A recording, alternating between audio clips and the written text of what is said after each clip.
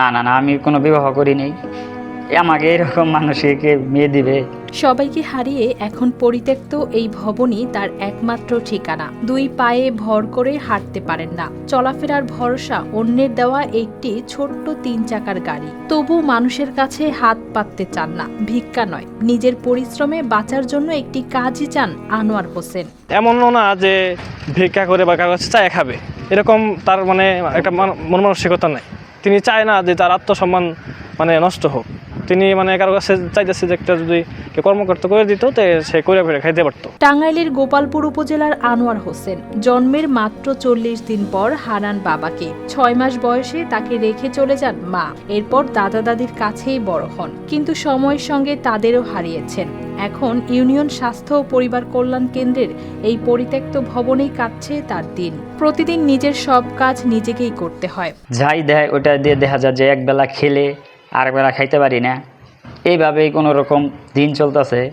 আর বর্তমানে আমি যেখানে বসস্থান করি এই জায়গাটা খুব রিস্কের মধ্যে আছে। ঝড়ের জাহাজ দেখা যায় যে যখন তখন ভেঙে যেতে পারে। এখানে কোনো বিদ্যুৎ কিছু নেই। কখনো হাতের ভর দিয়ে, কখনো 3 চাকার ছোট গাড়িতে চলাফেরা করেন। স্থানীয় কেউ খাবার দিলে খেতে পারেন, না হলে অনেক সময় না খেয়েই থাকতে হয়। অসহায়, ওনার বাবা মারা গেছে 40 দিন বয়সে, ওনার মা অন্য জায়গায় চলে গেছে। তারপরে উনি ওর দাদা দাদির কাছে মানুষ হয়েছে। ওর কোনো পৈতৃক সম্পত্তি নাই, এক করাও জায়গা নাই। ও একটা প্রতিবন্ধী, হাত নাই, পা সমস্যা, পা বাঁকা। ছোটোকাল দিয়ে অনেক কষ্ট করে চলে। দাদা দাদি বেঁচে আছে, তারাও এখন নাই। দাদা অসুস্থ, একবারে মৃত্যুসজ্জায়।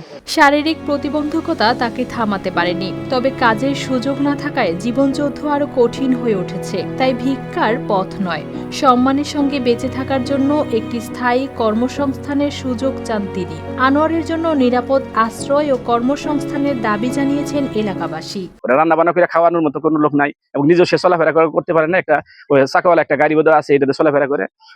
আমি সমাজের ঊর্ধ্বতন হৃদয়বান ব্যক্তিবর্গ, যারা সচ্ছল ব্যক্তিবর্গ, তাদেরকে বলবো এবং সরকারের ঊর্ধ্বতন কর্তৃপক্ষ যারা এই ভিডিও দেখবেন তাদেরকে উদ্দেশ্যে বলবো ওর জন্য একটা স্থায়ী একটা বাসস্থান এবং একটা যে একটা ব্যবসা প্রতিষ্ঠান করে দিলে ওর যাতে ও মৃত্যু পর্যন্ত ও যাতে ভালোভাবে সচ্ছলভাবে চলাফেরা করতে পারে।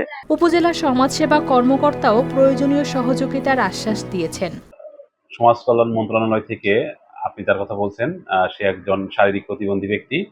তাকে আমরা সামাজিক নিরাপত্তা কর্মসূচির আওতায় প্রতিবন্ধী ভাতার ব্যবস্থা করে দিয়েছি এবং সে আমাদের নিয়মিতভাবে প্রতিবন্ধী ভাতা পাচ্ছে। যদি এরকম কোনো সুযোগ পরবর্তীতে আসে তাহলে অবশ্যই আমরা তার পাশে থাকবো এবং সমাজ কল্যাণ মন্ত্রণালয় তার পাশে আছে। একটি নিরাপদ আশ্রয় আরেকটি কাজ। আনোয়ার হোসেনের চাওয়া শুধু এতটুকুই, সেই সুযোগ মিললে হয়তো পরিত্যক্ত ভবনের এই একাকী জীবন একদিন বদলে যেতে পারে। News desk, RTV।